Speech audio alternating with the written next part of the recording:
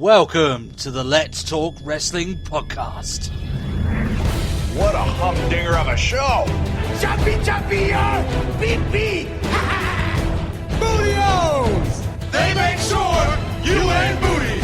I got the gift of gab and the gift of jab, and I'll put that lazy eye right back to work. I'm not a bad guy. I'm not a good guy. I'm the guy.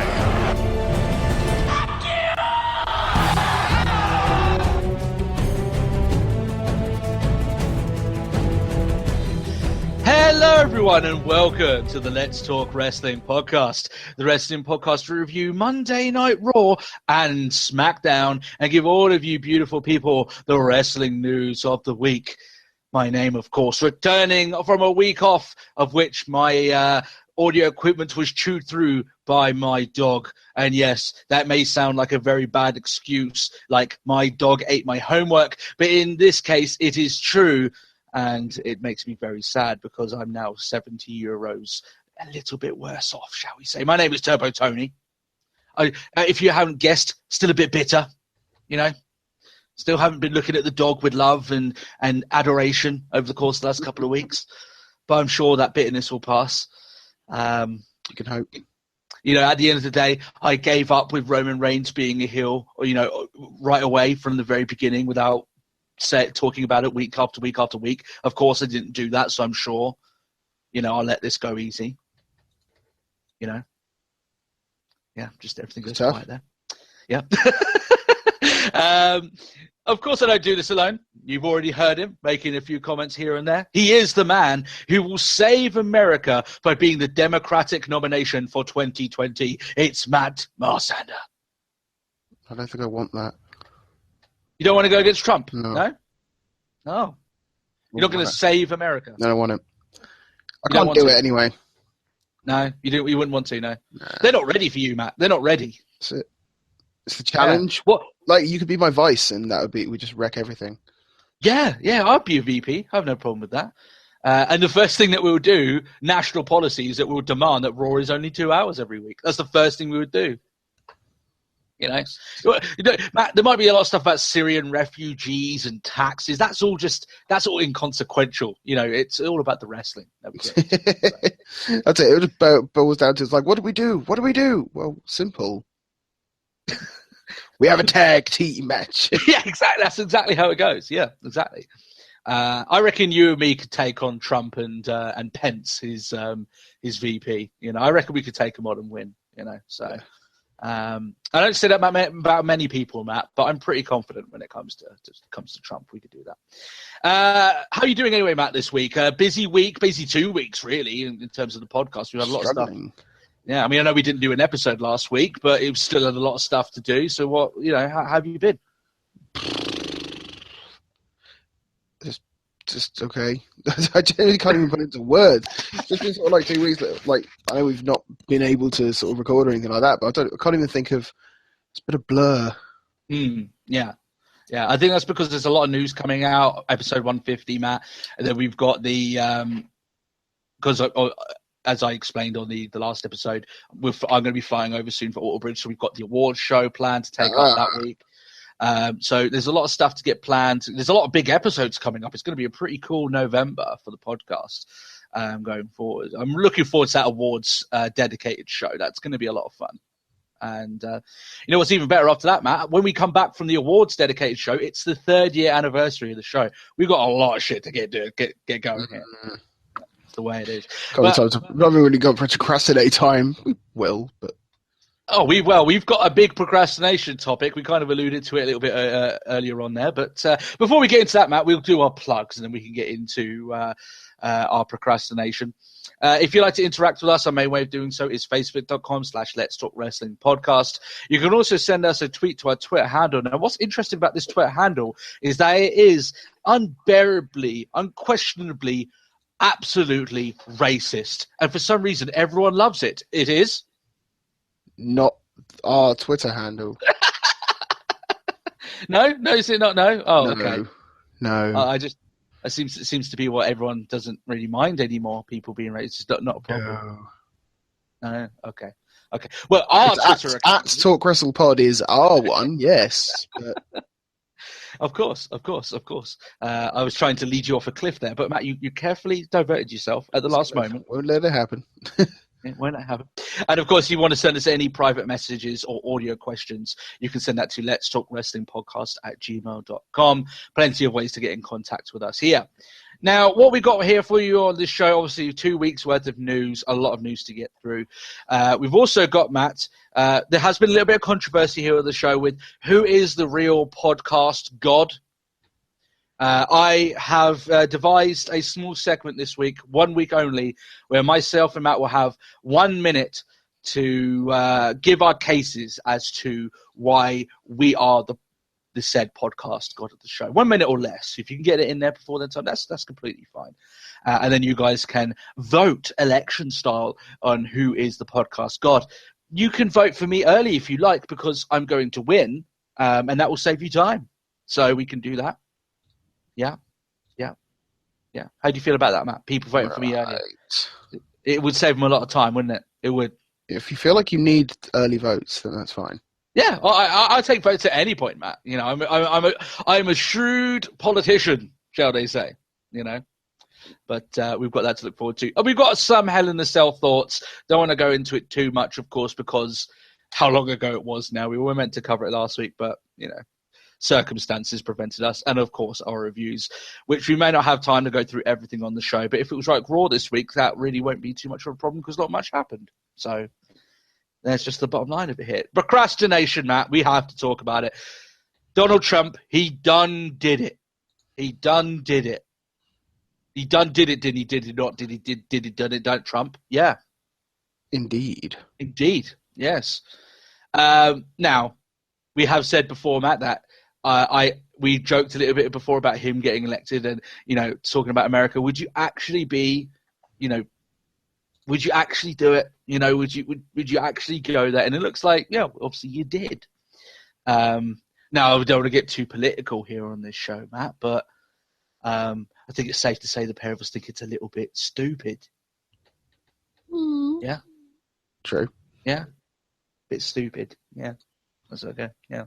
I like the assumption as well is that since he got in, everyone's defending him. It's like, oh, he's not like racist or sexist. And it's like, well, he is. Just because you voted him into office doesn't stop him being that way. It just means that he still is who he is. Yeah. It's like I could type into YouTube tons of that shit and just get it instantly. Yeah, they'll swear until their eyes blow up. I'm like, if you want to vote for Trump, all the power to you. We don't live in the country, to really honest, it doesn't really bother us as much. But don't try and shit in our hands and call it snowflakes. You know what I mean? Like, if you're going to vote for him, you have to accept what he is, which is exactly what it is. You know, it was a bit shocking, Matt. I thought Clinton would win, but clearly there were a lot of people, Matt, who were going to vote for Trump that hadn't made their voices heard until election day. And but then there was also like 15,000 people who wasted their vote. Well, because they voted for a dead gorilla. Yeah, I saw that. And you know what? In certain areas, that may have made a difference.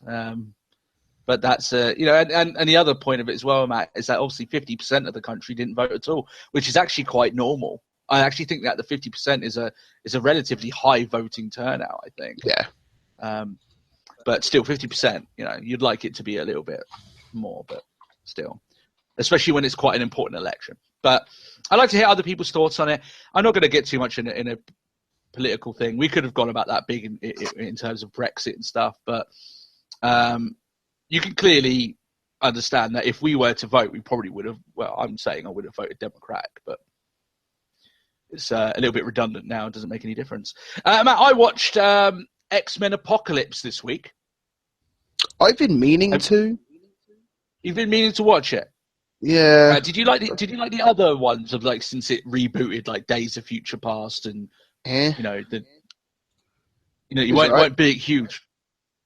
Yeah. It was all right. I wouldn't really go as far as to say I'm really up for it.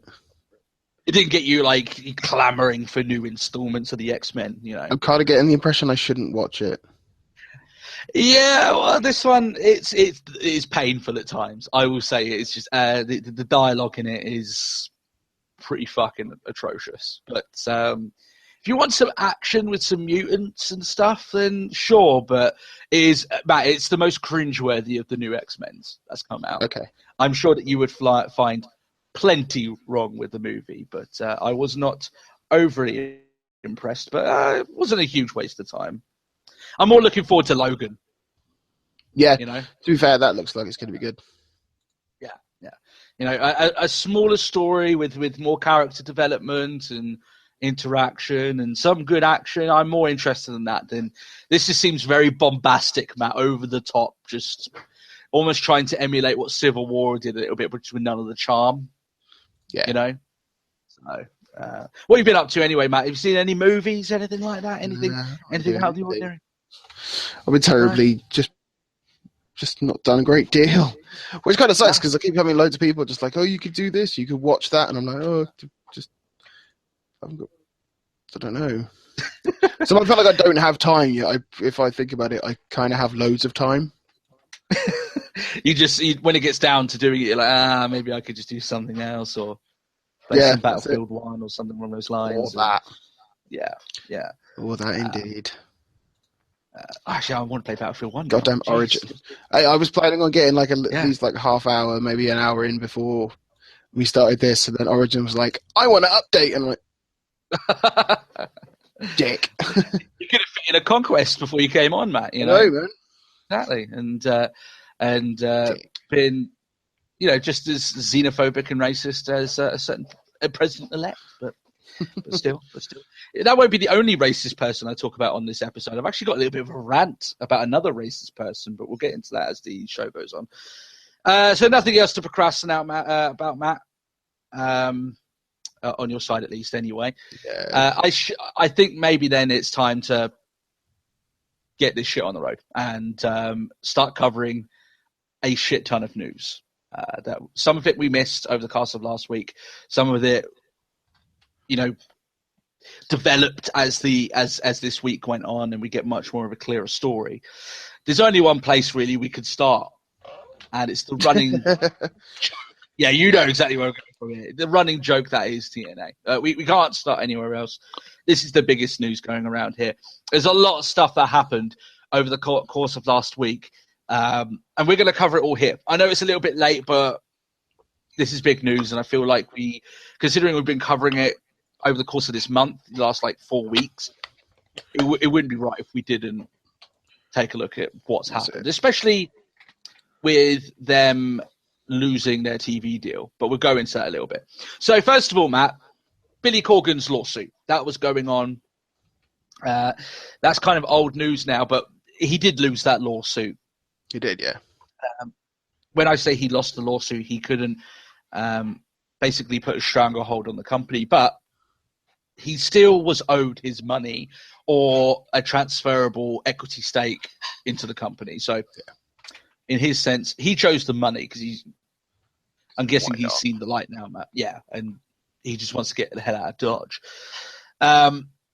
Now, for some reason,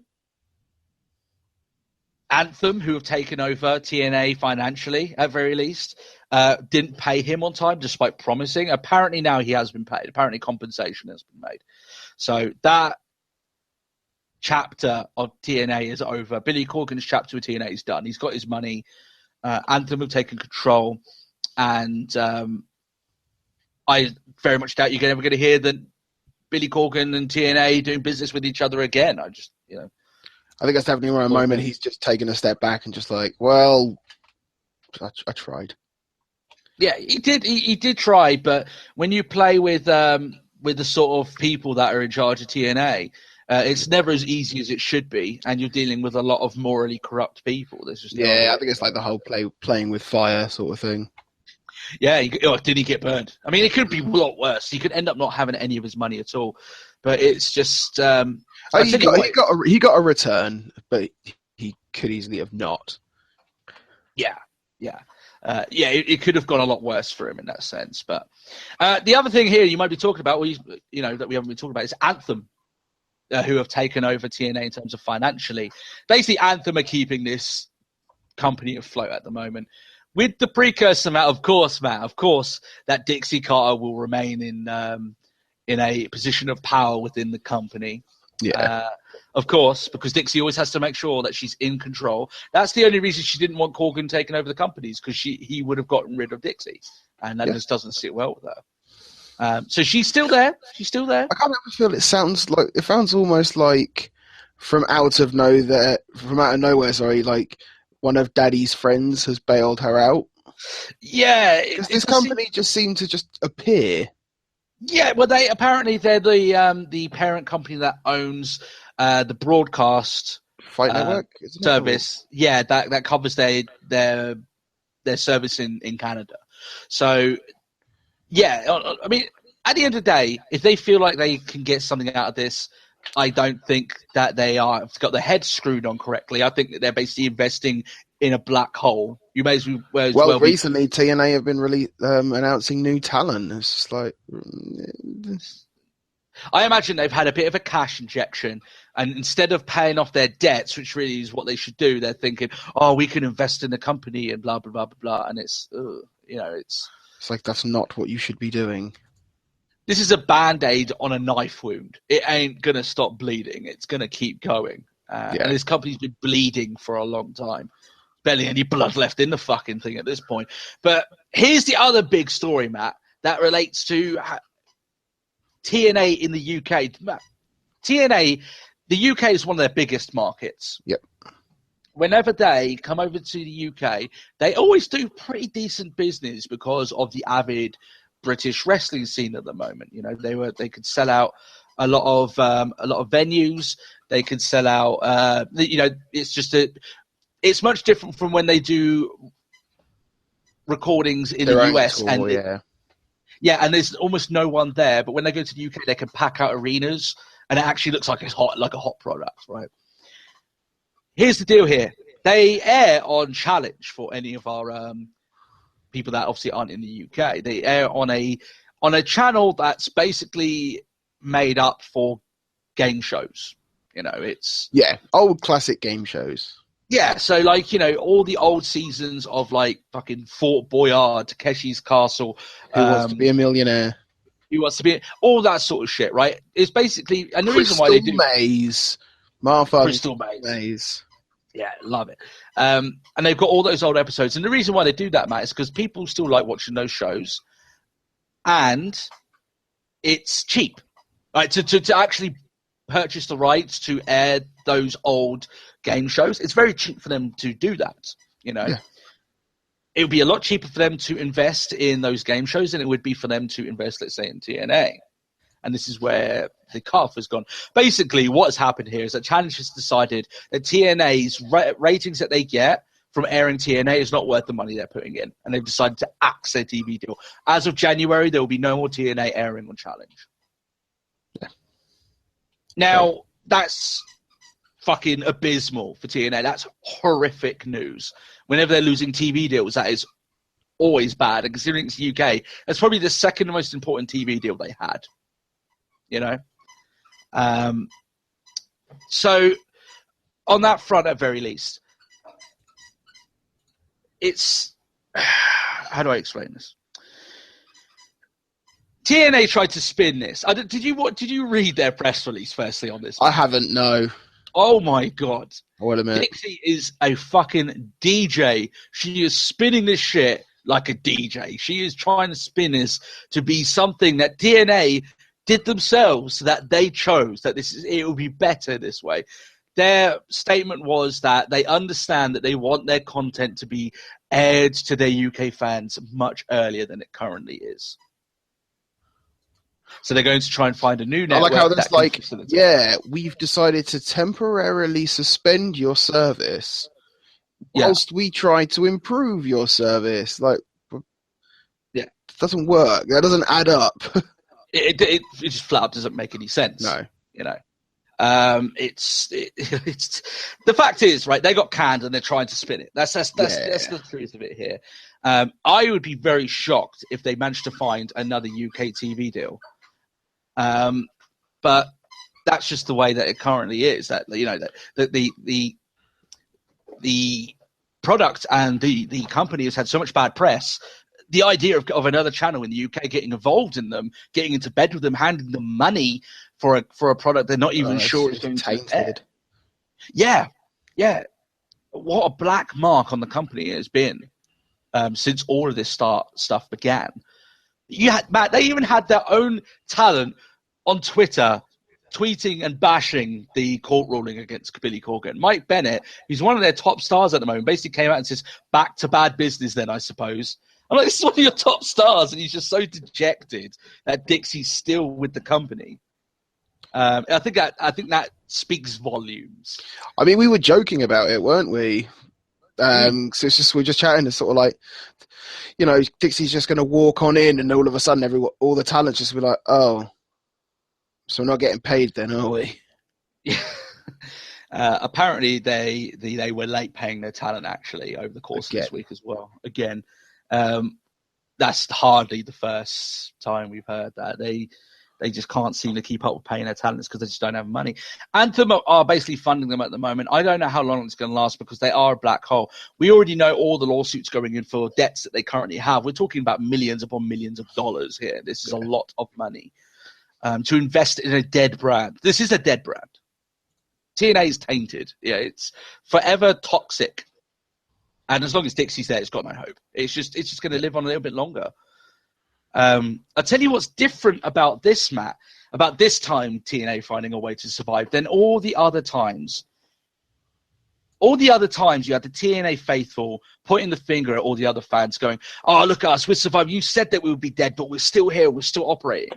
Yeah. This time, it seems like the TNA diehard fans aren't nearly as confident about it anymore. They're like... No. Yeah, they're like, I don't quite know. Cool. Yeah. When you've got TNA's diehard fans, like, not jumping to its defense, that's a big problem there. Because almost that diehard fan base that TNA had is all they had. Kept them going. Yeah. So... It's difficult. Yeah.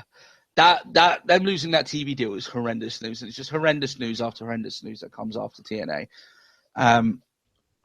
They need to go on a large stretch now of not having any of this shit come out and just get this shit done.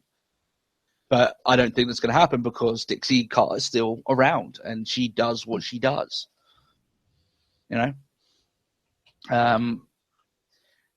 I think even more. I think the morale in that locker room. I'm just taking a guess at this here about what I've seen. But I reckon to the floor. Go on. Yeah, I think ground, absolutely wrecked. Yeah, and these are the guys that have got to go out there and put their bodies on the line to basically give you your show each week. I think a lot of them have pinned their hopes on Corgan taking over and trying to take it in a different direction. Well, that's not happening now. I think that's I honestly think that Anthem. I was about to say that Anthem would be the last people to invest, but to be honest, Dixie finds people to invest. I don't know how she does it, but she does find people to invest. Like I said, man, she just has people who just come out of the woodwork and just cover her. Yeah. But that's it's. It will eventually die off. I mean, as we've said all along, Matt, surviving is not the same as thriving. And TNA hasn't thrived for, I can't remember the last time we could call it as thriving. Maybe the early days of Dixie taking over and injecting a lot of money in and getting those big stars coming in, Angle, right? But not now. Not now. It's just not going that way. Anyway, Matt, much happier news. So the UK loses TNA. I'm sure not many fans in the UK will weep about that, to be honest. They lose TNA, but we get World of Sport. Yeah, I saw that. Yeah. Oh, this is a bit tasty. This is great news. Honestly, fantastic stuff. Obviously, for people that don't know, World of Sport was basically the branded name for British wrestling of a long time ago when it used to get aired on the main terrestrial channels that are here. We're talking about the I think it's ITV who owns the rights to World of Sport, isn't it? I think it is. Yeah. I'm pretty sure it's not BBC. I think it is ITV. But still, it's one of the base channels over here. It's a big channel. And, some proper British wrestling here, aired on a national scale. The British wrestling scene is really hot at the moment. Well, it's that sort of thing. Like every time you hear about 5-minute rounds, it's World of Sport. Yeah.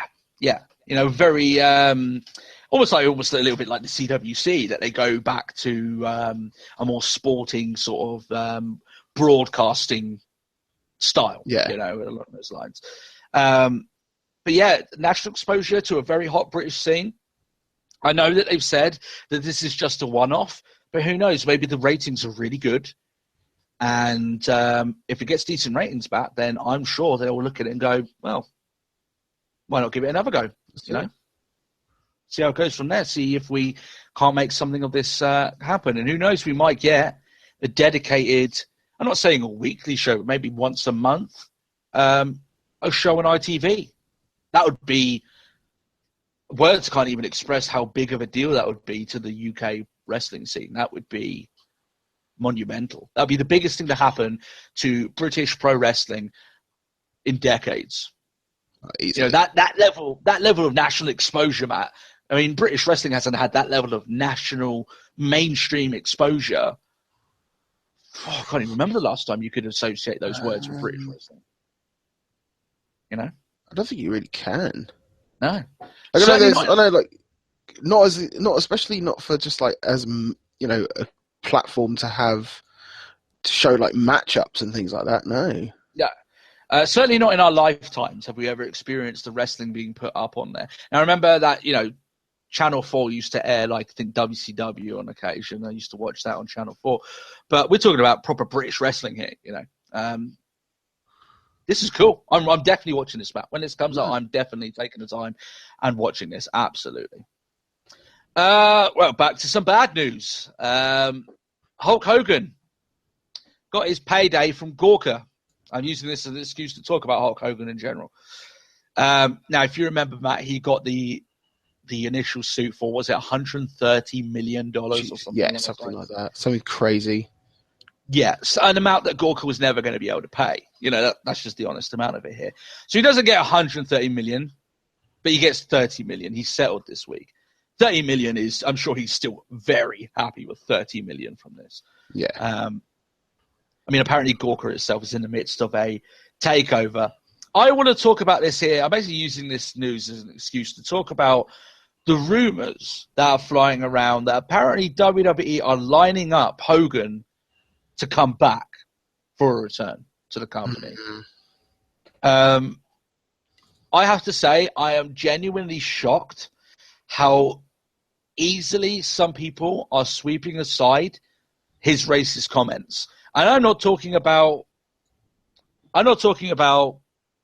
just random people here. Now I'm talking about prominent names. I love the guy. I think he's fantastic. But Finn Balor, in an interview, didn't even mention. He just says, "Oh, it would be great to have Hogan back." You don't even mention the racist comments.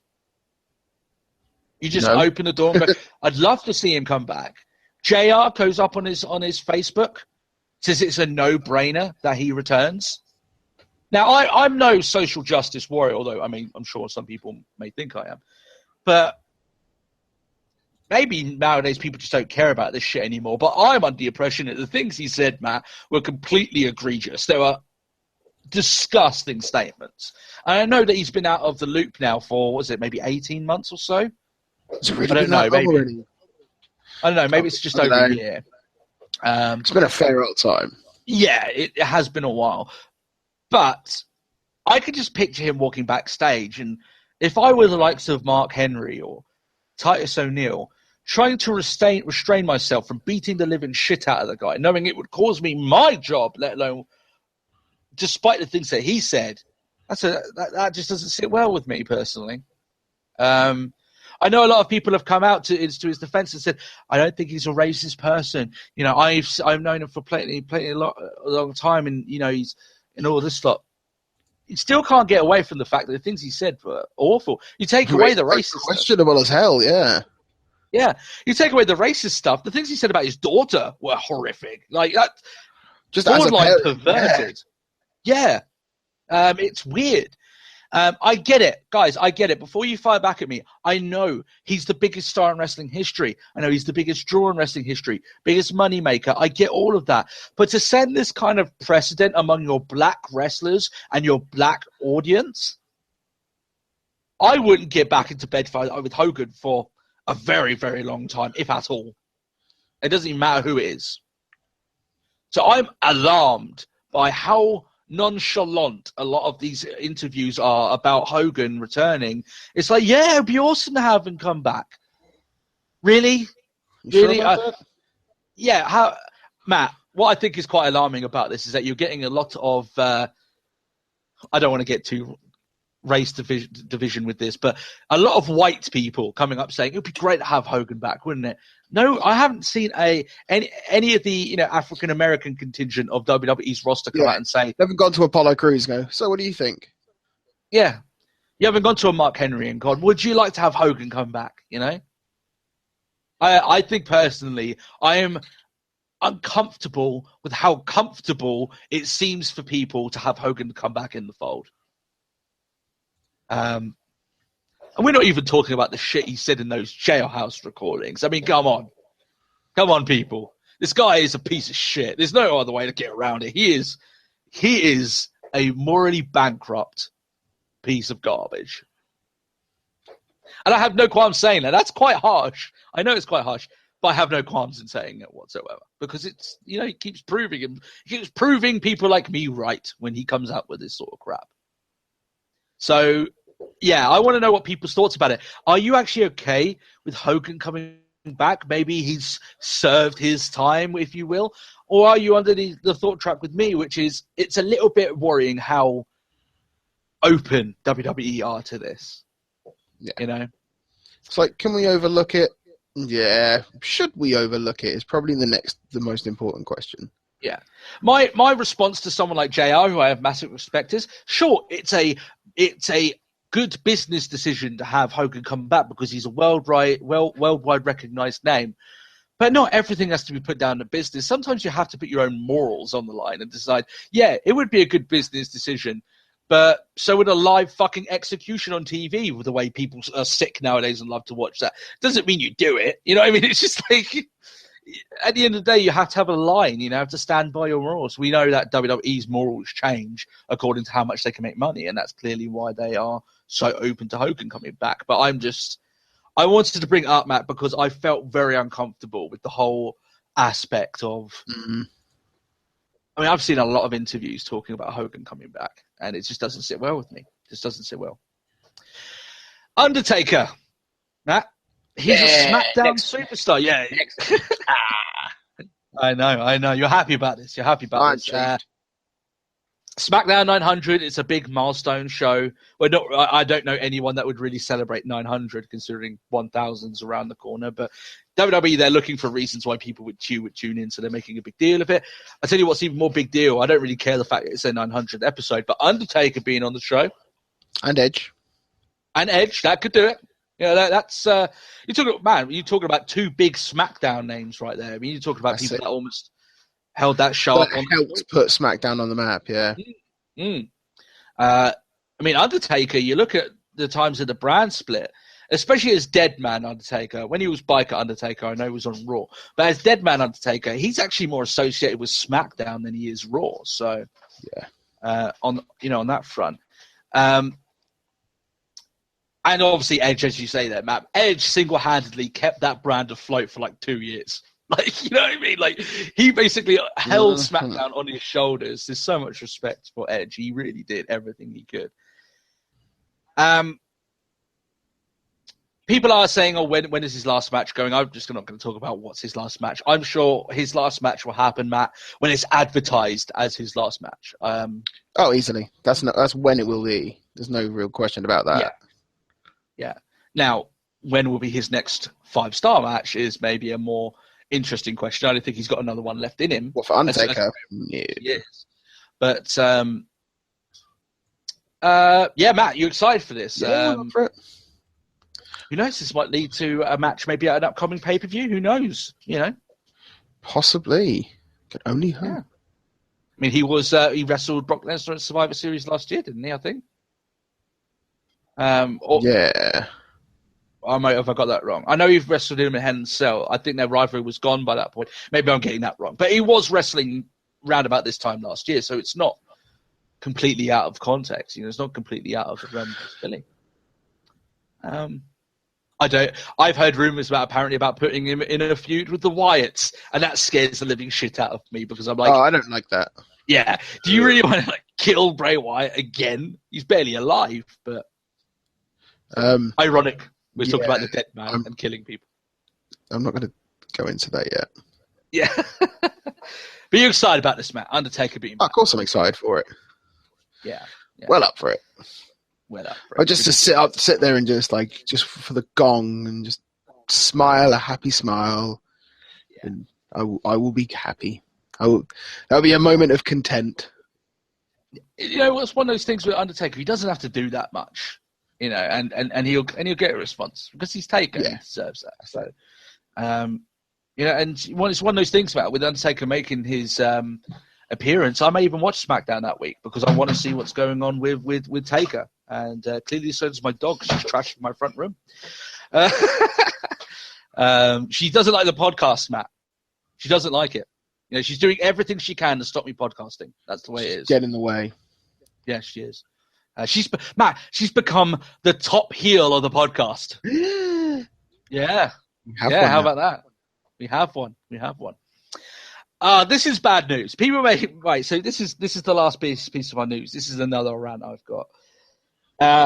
When I say this is bad news and I reveal what it is, you're initially going to say, what? I will explain. A new show was announced. It's called 205 Live.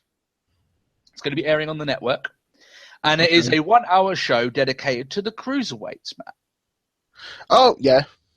So why would I label this as bad news? So first of all, it's another hour that they expect you to watch considering all the other shit they air. To me, it's just not.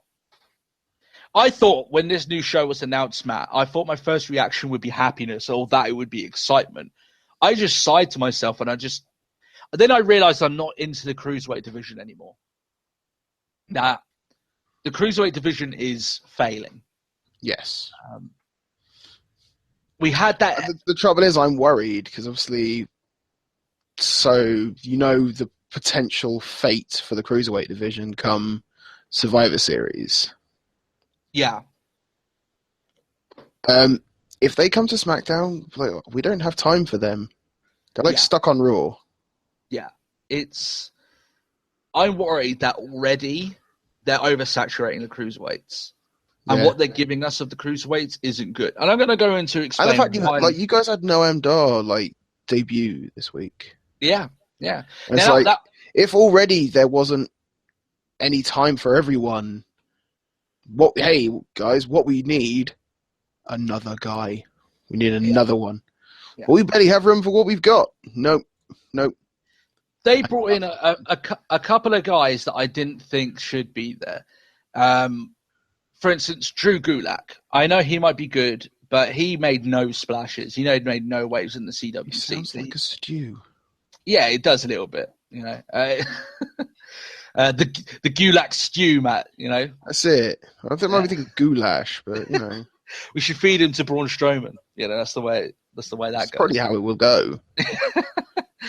So, but there's a few guys that they failed to bring in then to take those places that would have made a big difference. Where is Akira Tozawa? Not around. Where is Jack Gallagher? Why couldn't they have handed a big-ass contract to Kota Ibushi and paid him a shit ton of money to make him spearhead the division? But they couldn't convince him. The biggest wrestling company in the world couldn't convince Kota Ibushi to sign. Or maybe they weren't trying hard enough.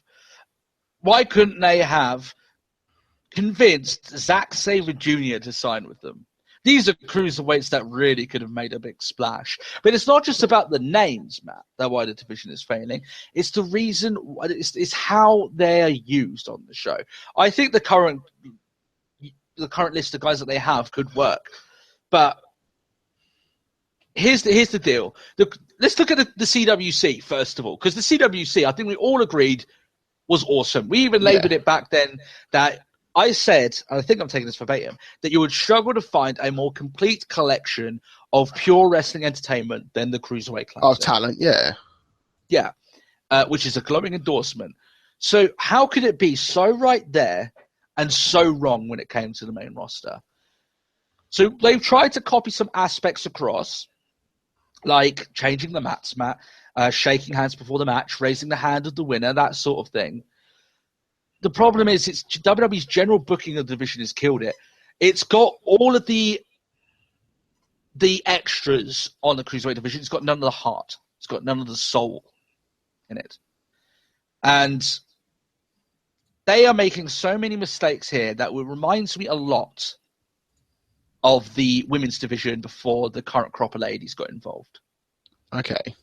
For instance, how many random, inconsequential 6-man tag matches did we get with the women? Yeah. We're getting them now with the cruiserweights. There's only one story currently with the cruiserweight division, and that's the Brian Kendrick story, which I did praise. I do like it. But that means that it seems like these guys are clearly toning their shit down, right, to fit it into like the 4 minutes, whereas on the CWC they had 20. First of all, you can't tell much of a story in 4 minutes. Sometimes these guys aren't even getting that, right? So, but you can tell a story in 20 minutes. You know, you can. You've got the time and the space to be able to do so. So, what they're doing here, they're taking some of the stories that they had that worked from the CWC, they're stretching them out and trying to cram them into small spaces here to fit into their 3-hour Monday Night Raw. Whereas on the CWC, you had maybe 3 matches over an hour span. So they had about 15, 20 minutes each. And the stories weren't as nearly fabricated. So they weren't coming out with someone writing out TJ Perkins lines like, well, it'll be game over for you, man. I'd wonder if you can continue or you'll have to level up. Oh, please don't tell me you've been dealing with that shit. Yeah. It's been this obviously just ham-fisted attempts at being hip because he has a video game-inspired entrance, right? Whereas the CWC, they sat him down in a chair, Matt, and said, why do you want to win? What does this mean to you? Yeah. It's nice and simple. Like, what more? Should it only ever really come down to why do you want to win? Yeah. Yeah. And that's all they needed, Matt. You know, it was natural. The stories were relatable. Right? But now we have an army of cruiserweights, a proper army, because we do have a lot of them signed that we have no reason to care about. Most people don't know or care who Cedric Alexander is, which is a crime considering how good he is. Yeah, Rich Swann's getting a little bit of a push. He's the new #1 contender. Tony Nese, who's a fairly good guy, right? Does anyone really know who Tony Nese is? Why should anyone care who he is? He's just wrestled a bunch of nothing matches. They've added in guys into the roster for no reason, just randomly. Okay, so Sin Cara is now a cruiserweight. Sin Cara being put into the cruiserweight division is not going to make anyone excited about the cruiserweight division, right? Especially when he's getting into fights apparently on the European. Yeah, on the bus. Yeah, but then they won't make intros to the cruiserweight division that would get people excited, like a Neville who's currently doing nothing, right?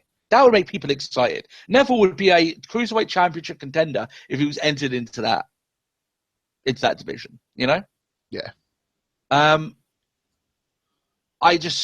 making tons of mistakes. They basically took the template of the CWC and they're trying to they're trying to, basically they've got a hammer and they're trying to hit it to fit it into the Raw way of working, and it doesn't work. It doesn't work. It's a mashup of styles that comes off as jarring because they're not willing to go all the way with it here. So basically what you've got, instead of the excellent CWC, you've got something that's sometimes a quarter of the time of the matches that you'd usually get on the CWC, with them doing less stuff, less crazy stuff, because this is a light version, and they've been told to tone it down, with stories that aren't nearly as relatable, with wrestlers that aren't nearly as exciting as some of the guys that they could have got involved. That is why the Cruiserweight Division's failing. And adding 205 Live will not fix that. Part of the reason I'm so cynical about 205 Live, Matt, is because the Cruiserweight Classic, every match, there was something on the line. You won or you went home, right? You either won and you went through to the next round, or your chance of winning this, monumental tournament is done. 205 Live is going to be a bunch of Cruiserweight matches that mean nothing. But the only trouble is, I can only just imagine it's going to be essentially total Cruiserweight. Or is it going to be an actual show? Like an actual sort of... It's going to be a wrestling show, so you might get some good... You probably will get some good wrestling there. But right. There's only... If they're planning on doing this as a weekly show on the network, yeah, I love great wrestling, Matt, but I can get great wrestling at any week. I just have to find whoever says this has the best match of that week, whether or not it's in ROH. I can find a great wrestling match, but you need to have matches that count, that look like they're going somewhere. I think that 205 Live is going to have, albeit some great matches, but they'll ultimately be completely irrelevant. They won't make any difference. So that's the problem with 205 Live. And the division itself... Sounds like a shitty radio station, though. It does, but yeah. You're listening to 205 Live. Here with Brian Kendrick, Brian Kendrick on travel. Yeah. It's... People had such high expectations for the Cruiserweight division, and the reason why I didn't want it to come around was much different than the reasons why I don't want it around now. But WWE proved that they can take something that works so well. When they try and put it on Raw, it fails. They can't seem to make it work. It's quite alarming, But there we are. Matt, you're going to get the Cruiserweight soon, and you can witness all the same problems that we're having here. You don't want them anymore. I've just convinced you. Well, they won't go on SmackDown. We ain't got time for them. Yeah. So enjoy. Yeah, and what that means, Matt, is that you're going to get a Cruiserweight match every single week that will last 4 minutes tops, maybe not even that, and you'll have the same issues that we're having here. So, cool. Yeah. But yeah, Matt, the one thing I hated as well is that there was loads of guys here that, I think the top 4 guys that impressed me the most in that entire tournament were Akira Tozawa, Jack Gallagher, Kota Ibushi, Zack Sabre Jr. None of them are in the Cruiserweight division. Or maybe they are, just haven't got in yet. But yeah, that's just the way it is. But yeah, it's just a shame. Is there any other news or anything that you want to go back on and cover there, Matt? No, I can't think of anything. No. There was a lot of stuff. There was almost like an hour just on the news there, so we did have a lot to talk about with TNA and our thoughts on Hulk Hogan and the Cruiserweight division. To be fair, with what we've had to cover, crap, it had been there a while. Yeah. So I'd like to hear what other people think about that. Maybe I'm being a little bit too critical with the Cruiserweights, and maybe you are excited for 205 Live, but I don't know. Radio 205 Live. Radio 205. I think maybe the best way... It's ruined for me now. It's like me doing Sheamus's entrance, wasn't it? I just ruined it for everyone. That's it. Fella, the Great White. Yeah, there you are. So, yeah. Had to do it again. Worse. Had to do it once again. Okay, then. So, before we get into our fan feedback, Matt, we have our election campaign. This is our minute to basically put over our case to be elected as the sole podcast deity, shall we say. Cool. Now, Matt, I have let you know this is going to happen in advance. You have due time to be able to figure this out. So what we'll do here is that have you got a coin or something? I trust you to be honest with this. I'll give a coin for who will go first and have their 60 seconds. Okay, here we go. Which would you like to be? I will be heads. Then you're up first. I am up first, okay.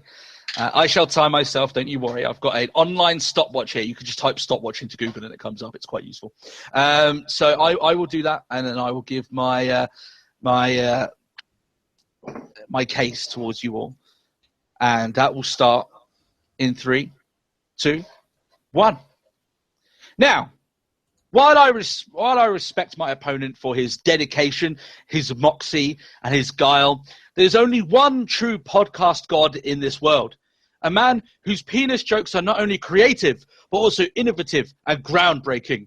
A man who drives through 3 hours of drivel on a weekly basis just to give you all some satire of the show. A man worthy of your vote for podcast deity greatness. Ask yourself this. Can my opponent fathom the true power of the collective Let's Talk Wrestling community? Can he harness all of your questions and comments into a progressive outlet for wrestling banter? I don't believe so. So a vote for me is a vote for a safer podcasting future. A future where your ears are constantly being tickled by my voice like I'm nibbling your earlobes. Were you titillated by that last statement? You should be, because you're all sexy podcast subscribers.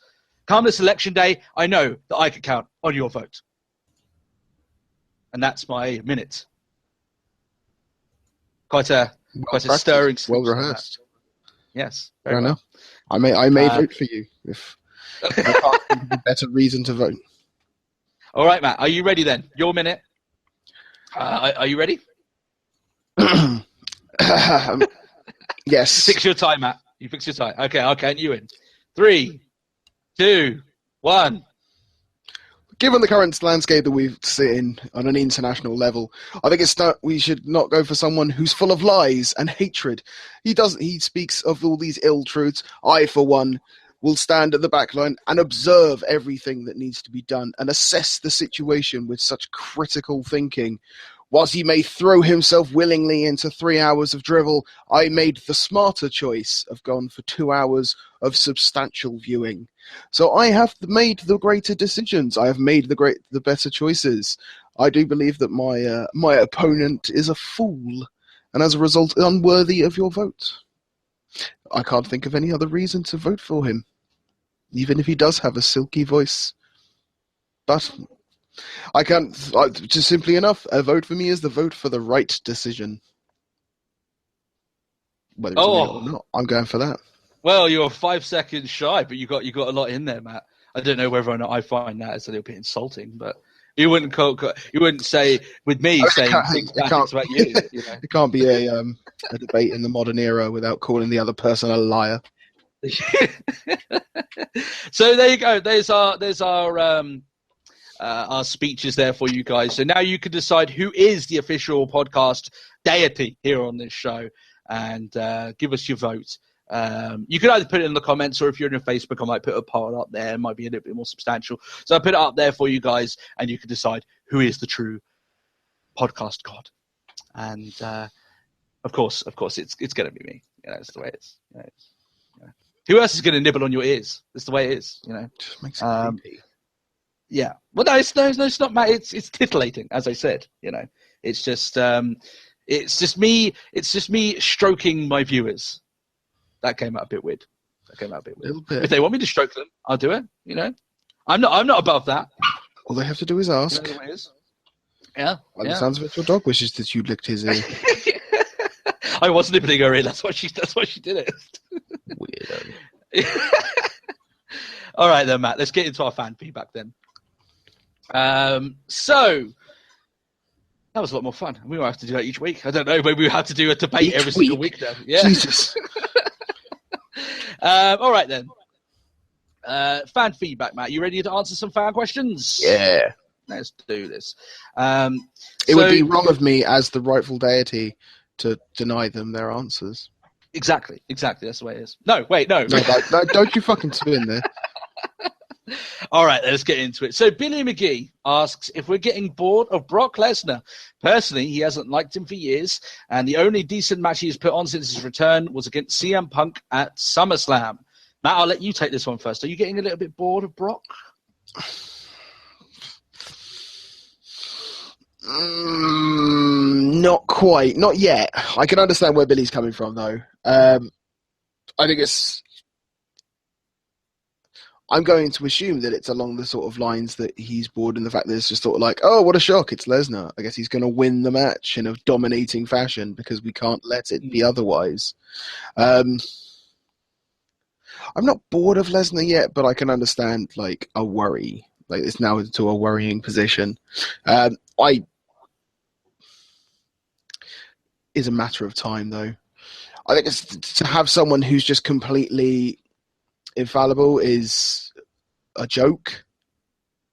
Well, like, he's been so unstoppable all this time. He's been so unstoppable, and at one point, chinks have got to be made in the armor, sort of thing. When that'll be, I think it'll be a bit more interesting. But currently, he is just the Beast, the Conqueror, and it'll just, steamroll through whoever. Yeah. It's one of those things that, like, I'm starting to wonder now where the end game is with this. Yeah. Like, where is it all leading to? Surely at some point they have to have someone that goes over on him before his contract is up. Because, I like Lesnar, but he is. Let's be honest here. Other than John Cena, he's the only true box office star that they have. Yeah. But a picture has to start formulating of where this payoff is going in, because he's had a 2-year mega push. You know what I mean? Over the course of that time, recently we mentioned, obviously, that Billy mentioned Punk and Lesnar. I found the old. Do you remember the fan made artwork of Hulk and the Wolverine? Hulk and Wolverine. Yeah, I found that, and I'm like, that was so good. That was fun. That was really good. But yeah, that's my issue with it here. I know Mario Tia, who actually had a little chat with me today on our Facebook page, funny enough, brought this up as well. Like, he was like, where would you give it to a younger star? Would you try and boost Goldberg's legacy by giving him a win? There is a chance of a fuck finish at Survivor Series where a future rivalry for Brock gets involved and Goldberg picks up the win, and that kind of ends. Because then Lesnar's going to go for the guy who interrupted his match. He's not going to go for Goldberg again. Yeah. So that keeps Goldberg for whatever else you want to do with him. I think there's still something there with that. But I think, honestly, they'll just let Lesnar win. I think WWE have Roman in mind. I think that's completely the wrong choice. I think you do that, and that's another reason for the fans to start booing him. Yeah. Beating Brock really isn't what he should be doing. I would give it to a guy like Seth Rollins. Now, the reason why I say that is because he's wrestled Lesnar before. In fact, He was the one who broke his ribbon storyline, wasn't it? Yeah. So he wounded the Beast. I think he could sell a story out of the armor. Another two, Matt, aren't currently on the roster. One of them is the current NXT champion, Shinsuke Nakamura. Yeah. Because, again, he's wrestled Lesnar before. He wrestles a very physical style, so there's history there. If he's going at the end of his contract, though, and you want someone to take over his role as that unstoppable, truly unstoppable monster heel, Joe, then you've got Samoa Joe. Yeah. Have him come up and beat Lesnar when he's going on out of the door. Choke him out. Choke Lesnar out. Rear naked choke. That would instantly, in one night, get Samoa Joe as the top badass in the company. Yeah. In his first match on the roster, first pay-per-view match on the roster, he chokes out Brock Lesnar. I think that would be huge. I think it would be a very big deal. Now, I don't know if Lesnar would like to do that, but the fact is he's on the way at the company. That's still what he's told. That's the way I would look at it. But that's who I think of anyway. Cam Brock asks, what is our thoughts on What Culture Wrestling, and what do we think about the hot potato treatment of the Women's Championship? We get asked this all the time about What Culture. This is turning into the new Cruiserweight question. I need to actually watch it, because I watch quite a bit of What Culture. Well, the actual YouTube videos and countdowns. The actual YouTube videos, like, you know, when I sometimes send you the how it should be booked, that's What Culture. Yeah. They did a like really good one. Like that. Yeah, I need to actually watch their Watch Culture Wrestling. I saw a clip where the main guy from the What Culture Wrestling, he got powerbombed in his underpants. So there's that. Indie shows never change. Yeah. I think it was because you had JR and Jim Cornette on commentary, so they got a lot of big stars over for that big event that they did. It's one of those things that Cody and Angle soon, or has happened. I can't remember. I think it's some big names involved. It seems all right, but at the moment it's just too early to be significant. Like they don't have. I know they've got pay-per-views, but I don't know. One thing that makes me worry about this is I don't know whether or not it's just some creative fad that the guys behind the What Culture YouTube channel got into, and whether or not they're actually invested in taking this any further than it currently is. And if that's the case, then I probably won't end up watching it because it's just not in my circles. That's just the way it is. But I hear it's good. I hear people that watch it apparently they're quite happy with it, and fair play. You know, one thing it's doing, Matt, is it's giving some British guys some exposure. You know, so that's it. Yeah, it's good for me. The hot potato stuff, absolutely. It's a detriment to the title and the division now. They have an aversion to let Sasha have her championship. And they love their streaks and records. So immediately when it came to their understanding that Charlotte was like undefeated 13 pay-per-views in a row, I knew that they would let her have that championship win at NSL, which we're going to talk about in a minute. Is that WWE just loves their streaks and records, man. They fucking love it. They pleasure themselves over it. They absolutely love it. And they will tank the show to get them. We saw that with Nikki Bella, the last proper run with the Divas Championship. She held that for like over a year. Tanked the division, was in the worst state it was ever in.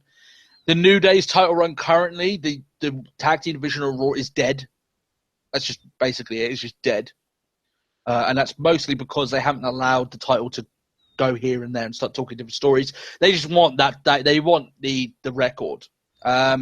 Charlotte's pay-per-view run now, it ruined what should have been a iconic night for Sasha Banks in Boston and for the women's division, but it ended up leaving a sour taste in everyone's mouth when it should be a celebration for women's wrestling. So yeah, they love their records and they'll do what they want to do, and damned if it damages the show. They just love doing it. So that's it. Broken Matt asks if we can timestamp our podcasts so people can see what part of the video we speak about in each topic.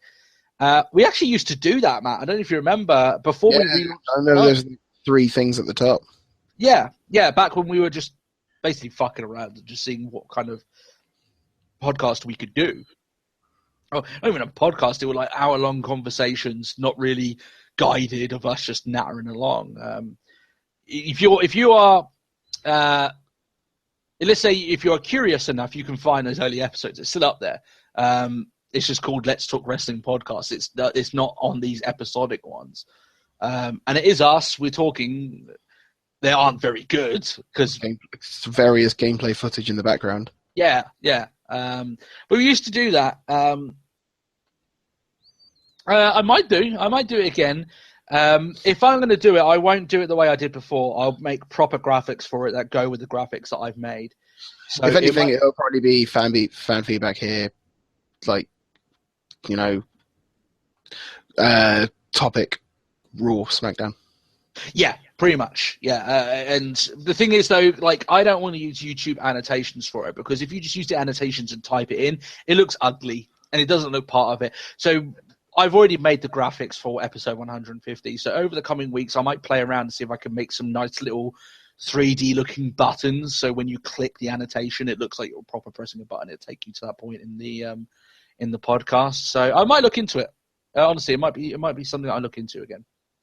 That's all the questions that we have for this week from you guys. Did enjoy that. Some good questions there. If you guys want to leave any questions, you can leave them in the comment section below on our Facebook or on the Twitter handle or everywhere, Matt. You can do it everywhere you like. You know, it's plenty of ways, Matt, to send us any questions. And yeah, in fact, we actually had a few new people like the Facebook page this week, which is pretty cool. Maybe it's because I put a comment up saying if you want any updates about the Miss show, the Facebook is the place to do it, because I put it all up there. Yeah. So yeah, if you wondering why there was an episode last week, if you like the Facebook page, I post updates on there if anything like that happens. So I posted on the day of the podcast saying it's not going to happen. I posted a couple of days before saying it's likely it won't happen. So yeah, it's all up there for you guys. Plus some kick-ass articles that I've written up on there and stuff. You share stuff on there, Matt, as well. So yeah. Stuff. Although there is one of the guys, and I cannot remember. I can know for the life of me remember the name, but I approve of the Bleach Ichigo emblem. I have no idea what. It could be Con because it's a bit. He looks a bit just like spacey. They'll know.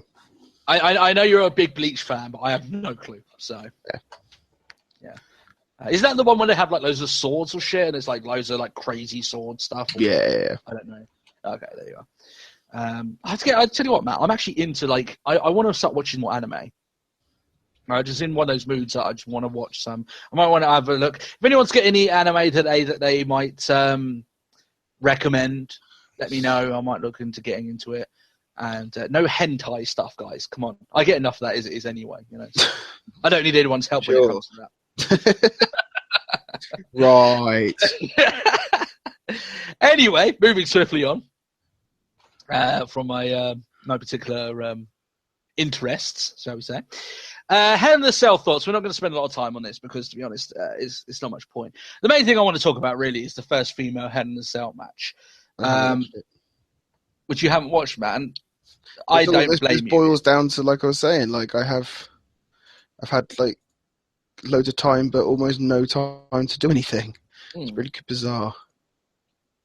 Well, this match, I wouldn't go out your way to watch it, even though it is, you know, the first of its kind. It's one of those matches that the girls tried everything they could, and they tried really hard. They put their bodies on the line, but the match itself was poorly booked.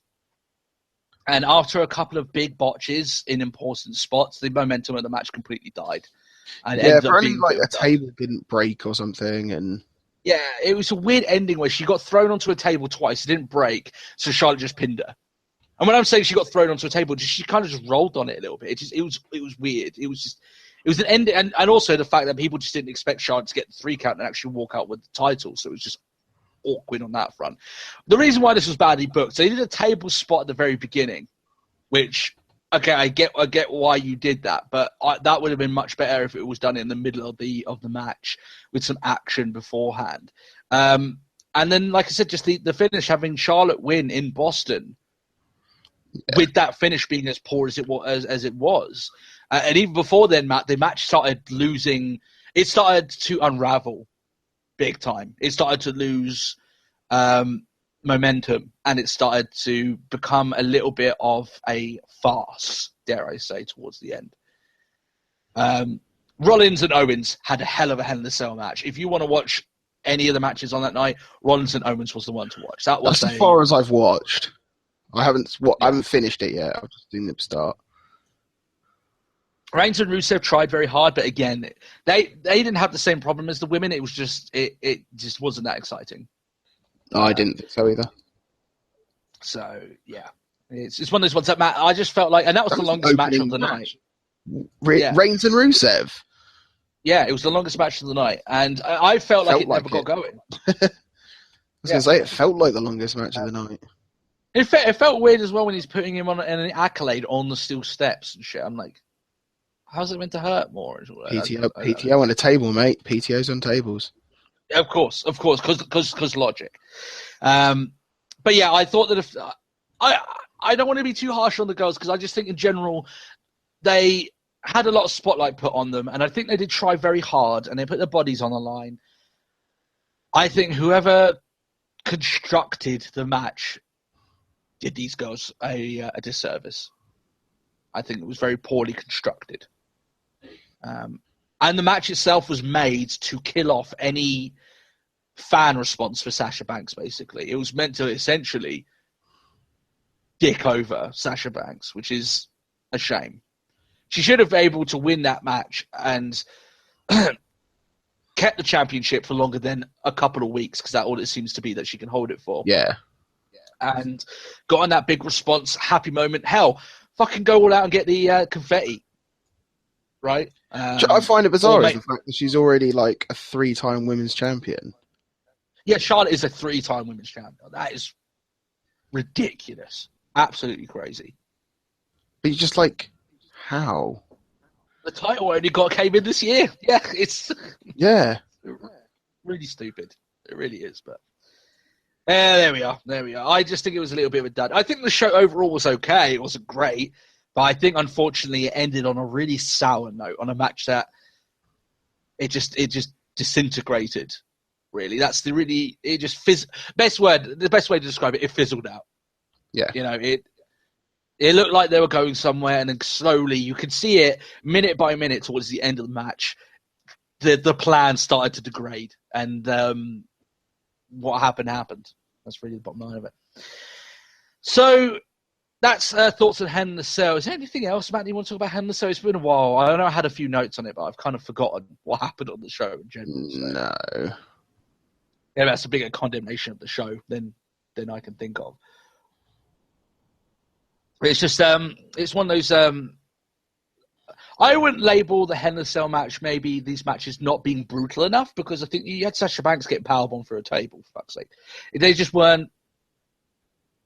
Bar the Rollins and Owens matches, they just weren't good matches. Not the worst that we've seen in Hell in a Cell. We had Randy Orton and Mark Henry in Hell in a Cell. Lest we not forget.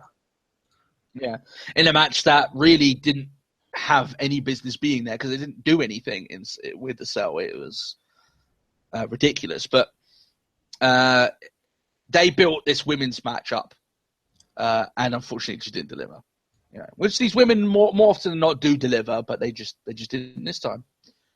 Every single time, and nor do I expect them to. But it was a bit of a shame. Anyway, Matt, is there anything else you want to talk about in the world of wrestling news? Anything before we start our reviews? No, I think of no. No. We'll get these reviews done. So, Survivor Series is next weekend. It's actually, funny enough, episode 150 will go out on the day of Survivor Series, which actually, normally when a pay-per-view goes out, we normally don't get very, very many views when we release an episode on the day the pay-per-view goes out. For episode 150, that may not be so good. But we'll have to do it as we do it anyway. I'm sure people will get on. But anyway, it's next weekend. That's the first brand collected show since SummerSlam. I know they had one match between them, but the brand split hadn't gone into full effect by that point anyway. So this is the first time that the brands are properly coming together and wrestling each other. So essentially, it's a lot of build-up towards that. The Raw review, and this show came from Glasgow. It's the first ever live show on Monday Night Raw from Glasgow. So this is a big deal. And, Matt, just from being a fucking Brit, immediately you think Glasgow and you think this is going to be a rowdy crowd. Oh, yeah. Right? They're going to be into this. They're going to make their presence felt. They didn't, but it wasn't their fault. I think they got given a collection of bullshit for this week's episode.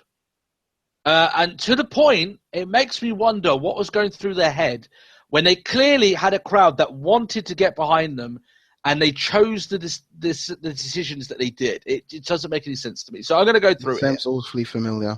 Yes. So Stephanie starts off the show. She tells us that the real divide between the WWE universe is between red and blue, and family members are divided on who they'll back. Sure. I haven't heard of anyone that would back Raw, personally. I watch it weekly on here on the show, and I don't want to defend it. So, there we are. I'm like Gordon Ramsay, Matt, of how much I dislike Raw. Right? I hate things that are Raw at the moment. Fucking hate it. He hates raw meat, and I dislike raw. Yeah. I understand your reference. It's just, it's quite an interesting one. Yeah. I'm just hungry now, to be honest. For I would raw like some meat. So nice beef, Wellington, go. Yeah, this is where it is. Yeah. I just think of South Park now. Anyway, carrying on. Getting sidetracked as I usually do here. Yeah, fresh, yes. That episode's so great. I love that episode. Jericho and Owens come out, and it's clear that Jericho's now gotten this heel gimmick so far over that the fans are forcing him to go face. A title match between Jericho and Owens has to be on the cards before Owens loses that championship. It has to happen. It has to. Like that, the crowd response for a match like that would be amazing. That's a pay-per-view main event worthy match right there with the storyline they have between the two of them. Jericho would be received like a hero. He really would. That's true. This whole list of Jericho thing it's just Jericho can just get anything over. He really can, But there we are. It's revealed that Seth Rollins is the final member of Team Raw. Who is developing a little bit of a Vince McMahon strut as he comes down to the ring, arms waving, Matt, chest out, the arms are all going sort of thing. I'm actually doing it here in my seat trying to explain. But Seth Rollins getting a little bit of a strut. Stephanie McMahon, the idiot that she is. So this was so stupid. This is WWE doing Stephanie McMahon the way they always done. When it makes no sense. So, with a brand split, Matt, what would you think would be the worst thing for Stephanie to do if her people lose the match? There's quite a number of things. That would be a really dumb thing. Considering they're the top 5 people in her roster at the moment, it would be to fire them. Right? Yeah. But then what would SmackDown do? Just hire them straight up. That's it. In storyline, then SmackDown could take Kevin Owens, Chris Jericho, Seth Rollins, Braun Strowman, and who the fucking is the last guy? I can't remember. Owens, Jericho. Oh, Reigns. Yeah. Reigns. So yeah, all the top stars from Raw, they're on SmackDown. But yeah, she just threatens them and says, "Yeah, if you lose, I'm going to fire you all." Oh, Shane's not done anything like that. They're just like, "We just need you to beat Team Red." Yeah, why? Because he's not a fucking idiot. But Steph's like, yeah, I'll fire you all. You won't have a show if you fire them all. 2 of them are your champions, you fucking moron. What an asinine statement. So stupid. It really was. This is the wrong segment to get the crowd on board because they get Owens and Jericho to run their mouth a little bit. It sparks a brawl. But the crowd were ready to cheer. But this was a slow, predictable open to a show. It was counterproductive. Stephanie comes back out. Sets up a fatal 5-man match for them to get their aggression out on each other before the Survivor Series match. But yeah, just a stupid statement from Stephanie. That's the usual thing that she says, oh, your jobs are on the line. She always says that. But in this one instance, it makes no fucking sense. You know what I mean? Yes, fire all of your top stars to SmackDown. Top talent, gone. So stupid. Now, for the rest of the show, because I thought we wouldn't have a lot of time, even though we do have a little bit of time, I labeled everything in italics that I didn't have to talk about. So that way I can kind of trim down the review. Unfortunately, as it went down, the only thing that I actually didn't put in italics was the main event at the end of the show. So I should probably cover some of the stuff that I didn't feel that I shouldn't cover, just to fill in the time. So, tag team action here. We get Rich Swann, Sin Cara versus Brian Kendrick and Noam Dar. This is worth talking about at least a little bit. Noam Dar, obviously, hometown boy, right? Gets a big response. He didn't impress me in the CWC, Matt, let's be honest. But I've had plenty of people here, fans of the show, keep telling us he's good. He is good. Just give him time. He's young. He is good. And I'm like, okay. Maybe it's because the first time I saw him, he was on the TNA British Boot Camp, and he was just a little bit too close to Grado, who I don't like at all. So maybe that's part of the reason, but I'll wait for the quality. Maybe in this new environment, Matt, he can show what he's about.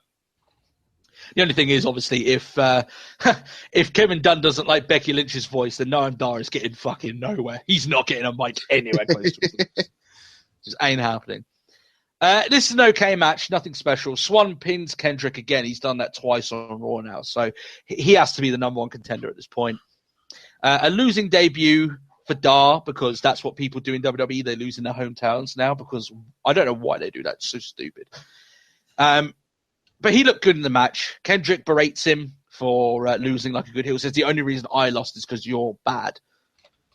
It says Hart has no an attack moment by ejecting him out of the ring and celebrating with the crowd. To be honest, this was the moment of the show where the crowd were invested because they were given reason to do so. But I can imagine it was probably their loudest point. Yes. When Dar came out and he got that big response, I think that's the loudest they got on the night. And they were clearly a rowdy crowd because they were trying to get involved. They were trying to start chants. One other moment in this show where they kind of took control, but I'll get to that in a little bit. One thing here, I actually want to talk to you a little bit about this, Matt. So Stephanie talks to Zayn backstage, and she wants him to face Rusev for the right to face Ziggler for the chance to wrestle for the IC title. So they're doing a little bit of interbrand stuff. Yeah, I'm aware of this. So the thing is here, and maybe I missed this last week, I don't know, maybe I missed something pivotal, but this is confusing to me. She says that whoever wins between Rusev and Zayn, and then goes on to wrestle Ziggler, whoever wins in that match better bring the title home. Yeah. So is there some hidden clause here that if someone wins the title, they could just bugger off to SmackDown? No. The way I've taken it from what because I had a backstage moment with Shane McMahon and Ziggler, and it's like not Shane McMahon and Ziggler, Shane and Miz, because obviously Maurice is going a whole but how is he meant to challenge for it if it's gone? It's like, well, apparently if Ziggler loses, Zayn, because I know you'll finish, Zayn will take the belt to Raw. I reckon they're going to do a bit of a fuck finish with this. I reckon Zayn will win and go to SmackDown. I've always said that I think Zayn should go to SmackDown. But the idea that they haven't really... I have no problem with that. Yeah. And to be honest, as much as I hate to see him go, I want him to succeed, and there's just no room on Raw for that at the moment. So I would want them to go to SmackDown. I've said that before. I said that they should have made it that each of the Survivor Series matches, whoever wins gets a draft pick from the losing team. And then Zayn would have been that guy because SmackDown would have won the main one and Zayn would have got picked to go across. But this is another way to get Zayn on there. But it's just a little bit awkward that they're playing around with this a little bit. They seem to insinuate here that she almost, maybe I heard it wrong, but I'm sure that I heard that she was like, you better not jump ship or something like that. And I was like, wait, he could do that if he wins the title? That's a bit odd. Because that's kind of the polar opposite to what I had, which is like, if you lose the belt's just going to leave the show. Yeah, I don't know about that. I'm still excited for the match. I think Zayn and Ziggler will put on a fucking barn burner. They will. Oh yeah, that'll be a great match. Yeah, but it just requires a little bit more explanation because now I'm confused. Matt, I'm guessing you're a little bit confused now. I don't know. Maybe I misheard it, but if that's the case, I don't know. It's just WWE need to make sure that people understand fully what the implications are between this. I have no problem with them doing this match. I think it's a little bit creative, but they need to just let people know what the stakes are here so we can get more involved. Yeah. That's the way it is. All the Raw teams come out. I initially did wonder why Sheamus and Cesaro are still teaming with each other. Now their title shot is gone, but apparently they're going to get another one. They just have to hang around with each other until after Survivor Series to get it.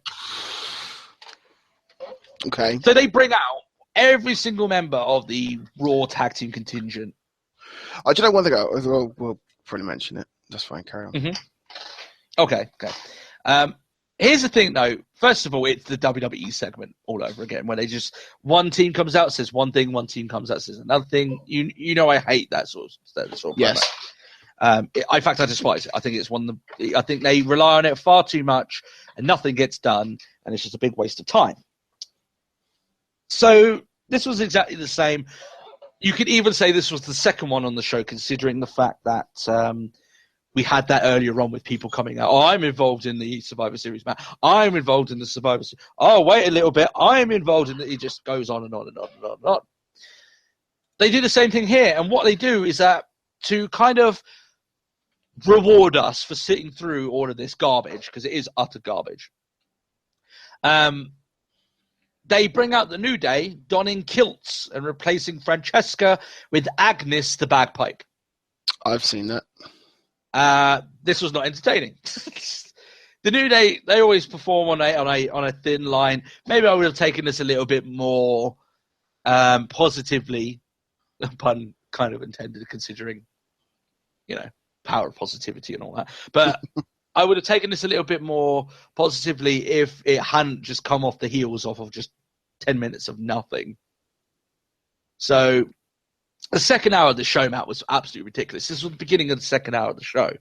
So the New Day in the club, they wrestle afterwards. It's boring. The club win. There's nothing else to say. We get more pictures of Emma's, a bit of quotations, transformation into Emelina. If for some reason this doesn't work, then WWE would have thrown away a working gimmick for absolutely nothing. Yeah. This is a risk that they did not need to take, especially on a woman whose that heel turn was a miracle for her, because it looked like her career was over. They're rolling the dice on something here. If it doesn't work, they would have lost out big time, but we'll see how it goes. The Shining Stars versus the Golden Truth. Do you really want me to talk about this match? No.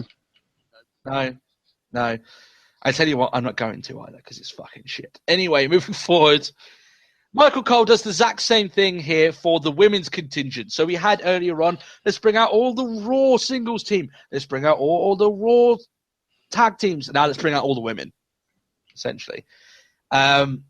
Alicia Fox, Bayley come out. They've got Charlotte in the ring, Nia Jax as well.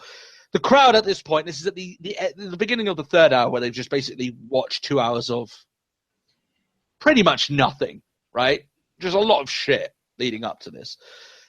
They decide, you know what, fuck it, we're going to have some fun. So let's just start chanting for Bayley with that NXT London chant that we started up over there. Bayley. Yeah. Well, hey, Bayley. No, yeah, it's, I want to know if you'll be my girl. That one. Yeah. They did that over and over and over again. They hijacked the segment, and I don't blame them for doing so. They sat through 2 hours with bated breath, waiting for them to WWE just to give them something. And WWE decided, but we can give you the Shining Stars. We can give that's you what you need. We could give you Sheamus. Yeah. Do you want them? Oh no, wait, we've got the Golden Truth. Mm-hmm. Not the Golden Truth. Mm-hmm. Yeah. So they basically take it over, and I'm like, I'm letting them have their fun. I don't really care. Dana comes out because apparently Charlotte wants her to be the final member, but the final member is actually Sasha. And then I looked away for 1 second, Matt, just making notes. And then I looked back, and suddenly they were in the sanctioned match. I don't know where it happened. I don't know. Something must have happened within a split second. I was like, wait a minute, they're wrestling each other now? Oh. Okay. A women's six tag match. It's fuck this. I did not like this show at all. Bayley pins Charlotte. I've got nothing else to say about it. Rusev versus Zayn. Zayn wins a mare match that never really got started. That's it. Cool. Matt, this is a bad show. The main event. Seth Rollins, Braun Strowman, Kevin Owens, Roman Reigns, and Chris Jericho. This is a good match. The problem is you have to watch 2.5 hours of, like I said, almost nothing to get there. The one thing they could do in this Survivor Series match that would be quite beneficial is to make Braun Strowman into that monster heel that he could be. And they succeeded in this match at doing so, at least in the early stages. Rollins ends up winning the match, however. He escapes the pop-up powerbomb into a pedigree. He doesn't win the match. He reverses the pop-up powerbomb into a pedigree, so basically he gets pulled up, but then as he lands down, he just hooks the arm. So it was quite a neat little reversal, actually.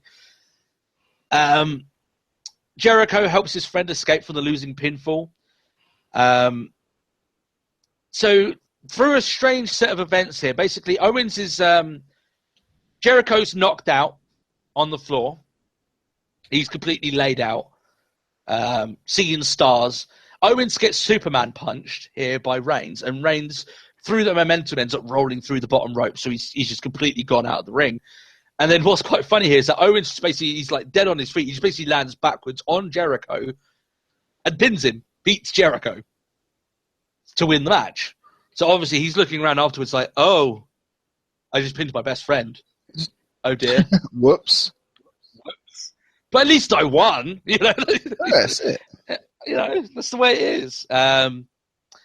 So it was a good match. Was it worth sitting through the rest of Raw to get there? Absolutely not.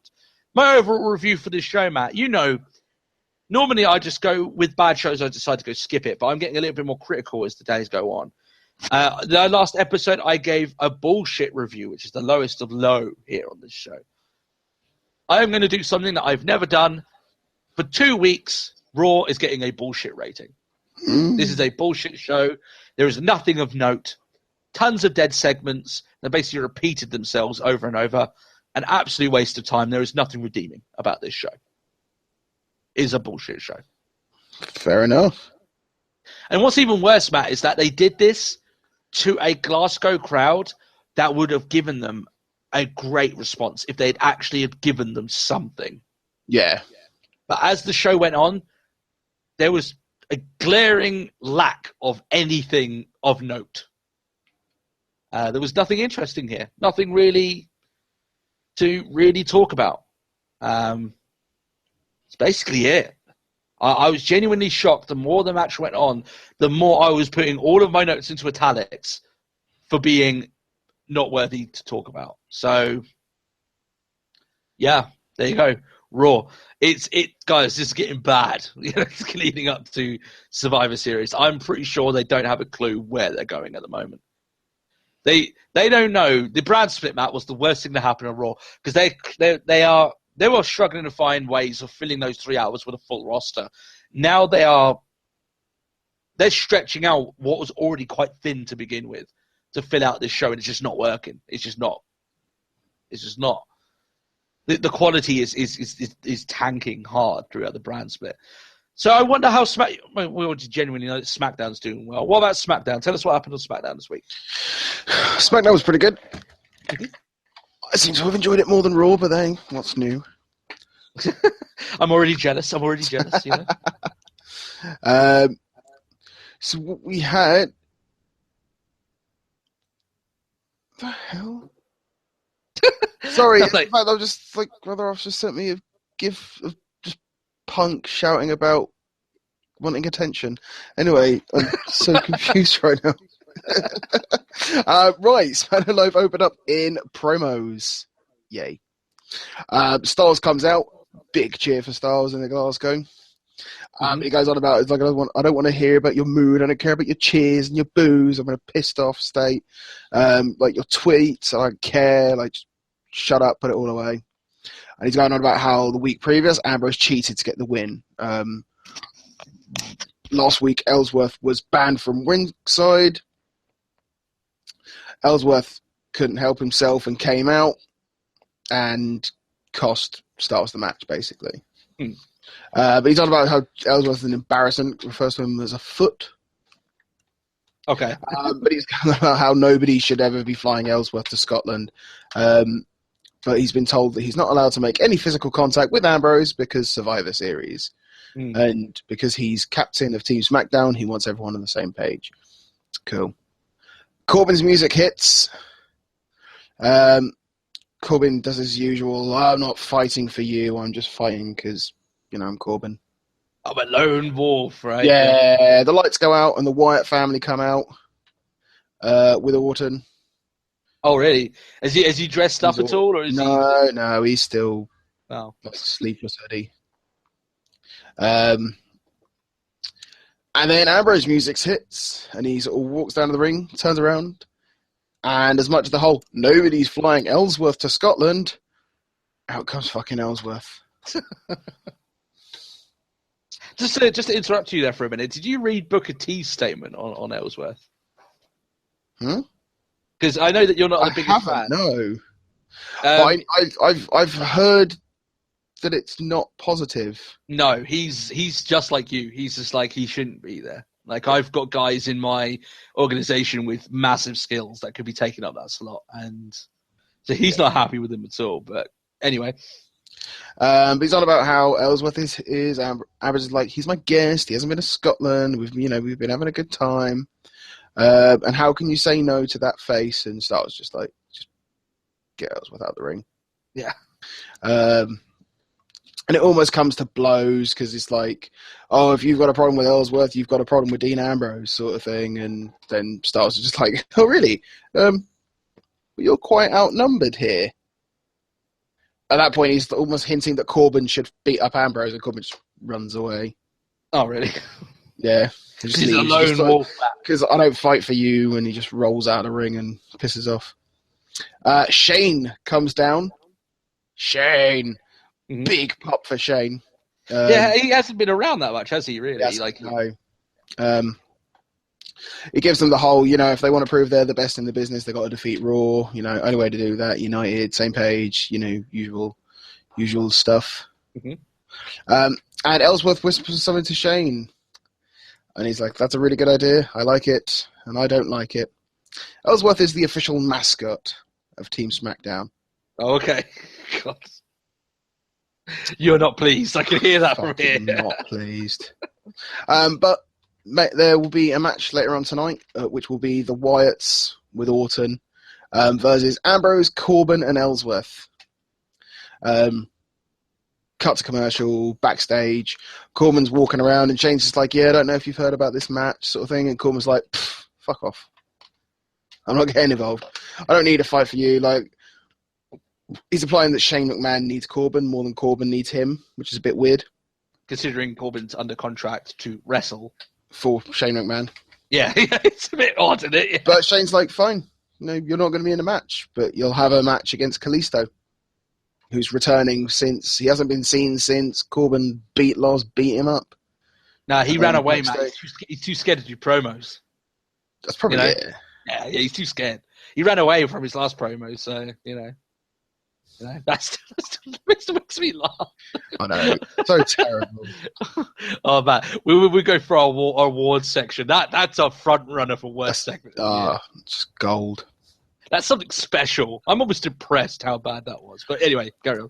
Opening match. So we're done with that. Breezango versus the Vaudevillains. And the villains got the job entrance.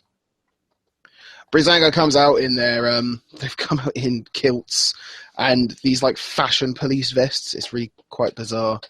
But they're handing out, do you remember when Cody Rhodes was the deformed Cody Rhodes? Was it deformed? I can't remember what they referred to it. Yeah, or like he was handing out bags and shit and he had that weird plastic mask that didn't hide his features. They're handing out tickets because they're the police that just has like Uggo and things like that written on it.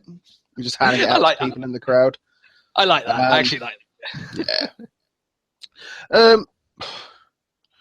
But the match is a bit meh. It's a bit of a bit scrappy, and then it's just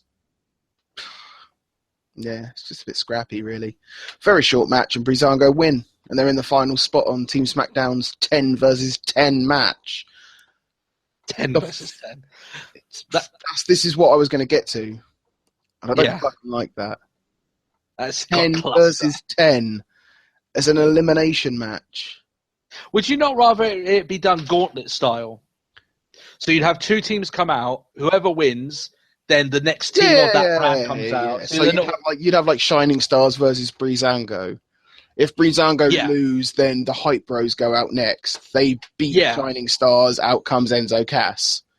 Yeah, that's how I would like to do it. That makes more sense. Because then you don't have them all out there, and it's just a big mess of people. You have 20 people out there at once. 21, because you know that Xavier Woods is going to be out there. Oh, you forgot about that. That's ridiculous. That's crazy. But yeah. I hope they do a gauntlet style, but I don't think they will. I think they're going to want everyone out there. But anyway, Naomi versus Natalya. Nikki Bella is ringside. She's useless on the mic. Commentary, because she sometimes just says like, what do you think? It's like, yeah, that's really good and I totally agree, and then looks back at the ring. Everyone's like, okay, what? Yeah. Oh my god, I just completely forgot. Right, go on. for this week, I don't know, hopefully, SmackDown was a 4-man commentary team. A form? What? Tom Phillips. Oh, no. Now, what he's doing is, like when Cole's doing, oh, here we see, we're looking down, like if they were in a place, and he'd be like, oh, here's such a landmark, and here's such a road, made famous, and all that lot. And he's like, oh, and here's Bourbon Street, and all things like that. Yeah, when they do a little bit of their version of Travel Guys to show That's what how Tom Phillips is doing. Tom Phillips is essentially like outside of the match Michael Cole. Well, why is he on commentary booth? I don't know. He does pitch in a bit on commentary, and then when the match happens, Ronaldo basically is key commentator. Which he should be, but... Which he should be. What? But I don't fucking understand this. 4 men at a commentary booth. That's I over. hope it's a sign that Atunga's going away.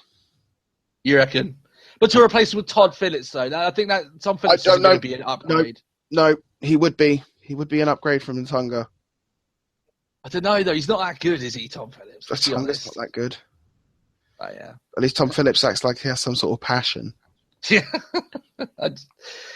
Man, that's the problem now, isn't it? We were all excited for Corey Graves, and he is good on Raw, by the way. But it's one of those things now. It's like, okay, awesome, he's good. But where's the next commentator that's going to come up and start taking the slots of the people that aren't doing very well? They don't really have anyone. Well, sure as hell not going to be Tom Phillips. No. Oh God. Anyway, so Nikki Bella's at ringside doing the commentary. So you remember when I told you that Natalya lost the match, so she can't be on the team? Mm. Loophole. She is the coach. Okay. So she came out to the ring with a whistle.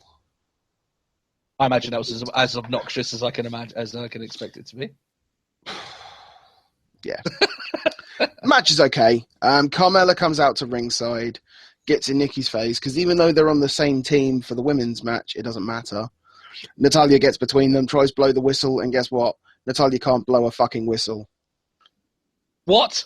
It's just like... What do you mean she can't blow a whistle? Like, whether it's the fact that the camera didn't pick it up or anything, but all you sort of hear is this dull, almost ringing noise, but it's really not. It was a dog whistle. All the dogs listening to that show are fucking ballistic. Lost it, but yeah, Natalya can't blow a whistle. Nikki shoves Natalya out the way, knocks Carmella to the ground. Natalya barely makes it in for a 10 count, and Naomi quickly rolls her up. Okay. Done. Just like that. Was that just as quick as it come across as it was? Yeah. Yeah. Oh well. Kind of it. Backstage segment, Ellsworth is talking to Ambrose because he's like, "Well, we don't need Corbin. As long as any man has 2 hands and a fighting spirit, he's got a chance and things like that. Like between us, we got 4 hands." And Ambrose is like, "Just shut the fuck up, dude. Don't ever use that again." Daniel Bryan joins the conversation. He's like, "It's fine. It's not going to be a 2-on-3 handicap. I have a partner for you, and he's dealt with the Wyatts before." And Kane is there. Ellsworth asks, "So what's the strategy?" And Kane's response simply is, as he bends over and looks down at him, because Kane towers over Ellsworth. Yeah, clearly, yeah. It's simply, "Don't tag in." Yeah. And leaves him to it. I imagine, because we saw, when we went to see Kane live, he said it's almost like when you see him in person, he is a hench motherfucker. Like he's much bigger seeing him with your own eyes than he comes across on TV for some reason. So yeah. I can imagine just physically dwarfing someone like James Ellsworth. That's it. He's a thick guy, isn't he? Like Kane, his shoulders are out there. He's a tall guy as well. So, jeez, he could eat James Ellsworth. He would be able easy. To. Yeah. Now for a match that never got going. Oh, the Raw specialty. Go on. The Baron Corbin versus Kalisto match. Okay. So Corbin comes out first. And, you know, Kalisto does his nice little jump over the top rope, flip it out and thing like that. Mm-hmm. Timed it perfectly. So Kalisto gets into the ring. He does his little tumble. He jumps up, bang, and he gets clotheslined to the ground. And that's it. Corbin starts beating him. Corbin starts beating on him a bit. Throws him out the ring, going, "Is this meant to be a threat? Is this meant to, you know, how are you meant to be a challenge?" and things like that. And he's just like, "You know what? Fuck this," and just bats him off. Goes to get out the ring. Cue the ever-loving, great British tradition of "You fell over." No. Over. Did he tumble out or something? Did he? He got out onto the apron. He takes a couple of steps up the rope, and his foot goes beneath the apron, and he falls. He goes A over T, does he? But it's a work. Oh, okay. Because originally I was like, that looked like a hurt, and he's like a ref's coming out and checking on him, and Corbin's shouting about how his knees popped and things like that. He's standing by the steps. At that point, Kalisto comes out of nowhere, drop kicks Corbin's injured leg into the steps. 3 referees help. Like Corbin's like, everyone's the ref's trying to get Kalisto away, and Corbin's rolled into the ring because he feels like he's safe in there. And the refs are looking over Corbin. At that point, Kalisto turns around, runs back in, and flog splashes the leg. Oh wow! So I don't think it was just so good, just to, like, the "you fell over" chance. Yeah. Hey, I'm guessing this would probably be to write him off for SmackDown then, is it? Well, he's not going to be able to compete. He's not going to compete in the team. He's not going to be in the team because we get a point later on where Daniel Bryan informs Shane that he can't compete at Survivor Series. Yeah. Man down. Isn't like Kalisto he's competing against Kendrick, isn't he? He is? He's competing against... I have no clue. Yeah. There was nothing on Raw to say that, so it made it seem like Rich Swann was going to. Right. This is a Survivor Series. Really? What? Yeah. Survivor Series is a match of, like, inter-promotional. There we know, like, we won't have... Like, my number one contender for the championship is obviously AJ as champion, and Ambrose is the number one contender, but they're on the same team for Survivor Series. Survivor Series is solely show v show, it seems. Yeah. Yeah. But that's weird, though, because they really have the 2-3 weeks later, after Survivor Series, we've got TLC, where Ambrose and Styles will go for the belt in a TLC match. Yeah. So it's weird. Yeah, I don't like that because, like, on Raw they gave no indication that Kalisto would be challenging for the title. Apparently, if Kalisto wins, the whole division goes to SmackDown. So they're not going to win. No, they're not. But I don't like that then. But, like, I don't like the idea that, like, 2 weeks before the pay-per-view, they seem to be building towards one match, and suddenly it just randomly, it's Kalisto. It's like, what? But fair enough. Anyway, this is what I don't understand. Now, if you can explain this to me. Mm-hmm. This has been, ever since, like, SmackDown went on the air, this was classed as the main event. Okay. Now, this is at the halfway mark of the show. Mm-hmm. It's Becky Lynch versus Alexa Bliss for the Women's Championship. The one they've been building up to for a long while now, yeah? Yep. That they've been saying for ages, and even before this match, it's time for our main event and all things like that. Okay, There's 2 matches after this match. That's a bit odd, isn't it? One of them's a Kurt Hawkins match. Oh, God. Why is it... That's a bit weird with main event, especially as it's like a big... Considering it's not a main event. Yeah. That's a bit strange, isn't it? But... Wow, okay. But... This is a very good match. Oh, okay. It is a very good match between Becky Lynch and Alexa Bliss. It starts off really well in the fact that there's a lot of giving and taking. Like, I roll you up, you roll me up, we both get out, we both kick out. And, you know, just get out of all these situations, and they sort of like face off afterwards, like, okay then. And then Bliss decides to just chuck Lynch against the corner into the steel and basically works the arm for ages, obviously an attempt that, no disarmer. Yeah. Disarming the disarmer. But it's good.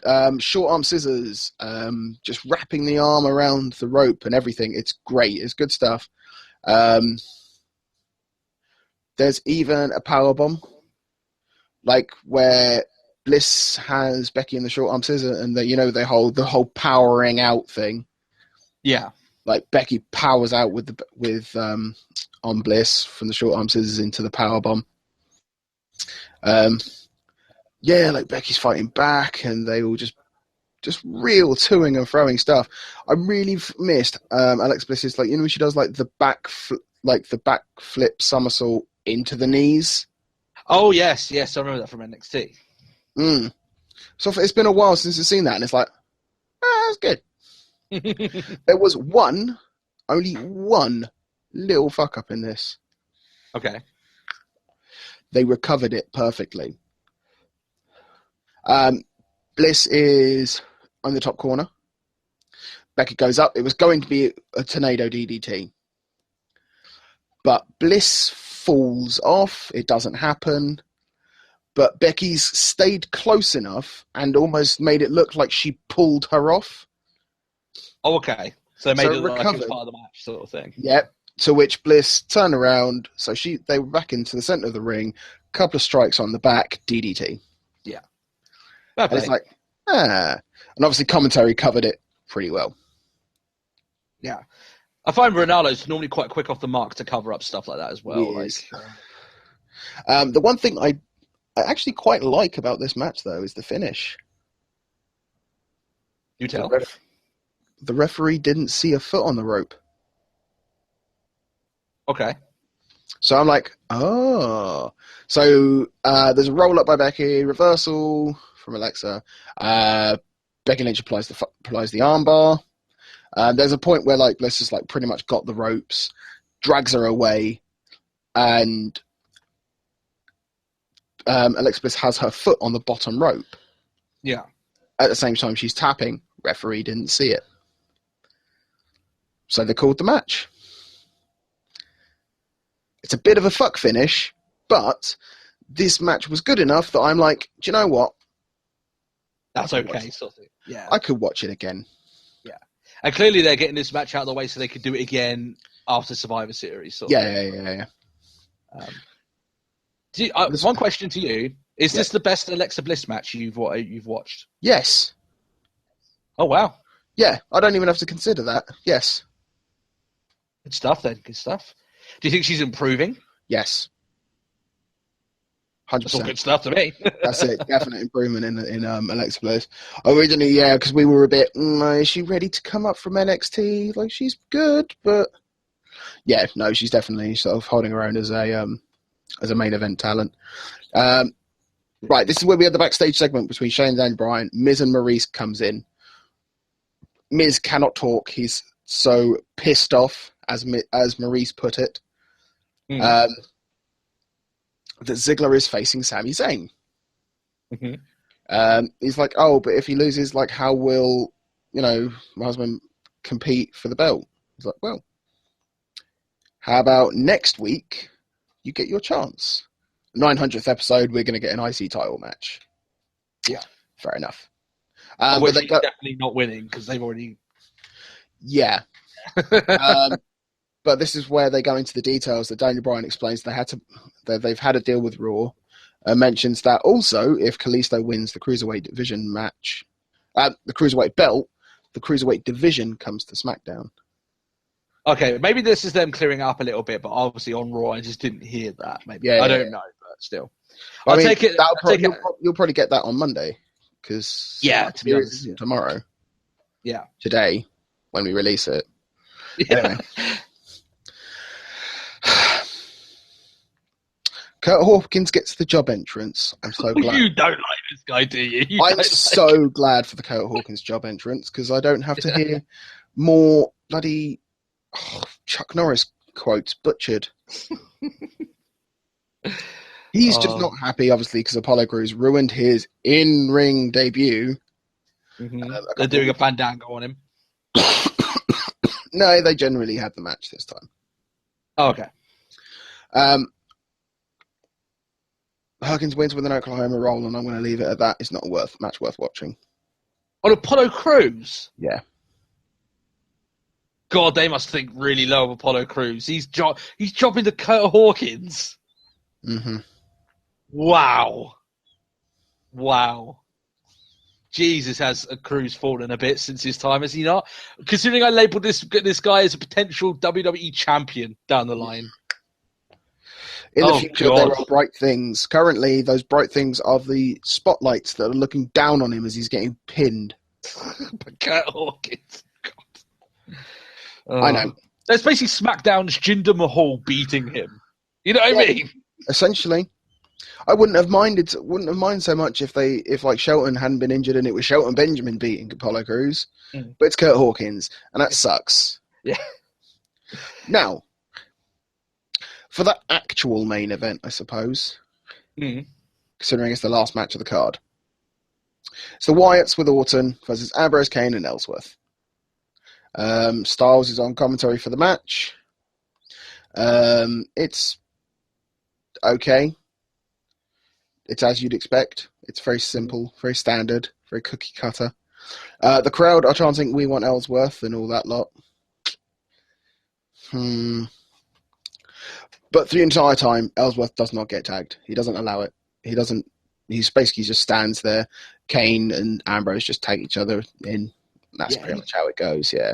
He's taking his orders and he's just standing there, doing his thing, sort of thing. Yeah. It gets to the end where Ambrose and Bray Wyatt are fighting. Both men are down. Kane and Harper are elsewhere. Orton is somewhere. But Ambrose has crawled his way to the corner. Obviously, Kane is preoccupied. The crowd's going crazy for Ellsworth. Ellsworth tags himself in, tunes up the band for a no-chin music, and the quickest I've ever seen it, Wyatt catches him as Sister Abigail's him. Oh, nice. I can almost see that now, actually, in my head. Yeah. The quickest Sister Abigail you've ever seen. I can always feel the smile on your face right now. It's delicious. It breaks down into a bit of a scuffle. Styles, Bray, and Orton surround Ambrose. Shane comes running down to calm things down.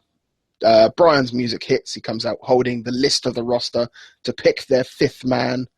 I can't remember if it was at this point or further earlier on in the night, but when they're like, "Oh, we're going to have to pick a fifth guy," a CM Punk chant starts. Oh, God. Jesus Christ.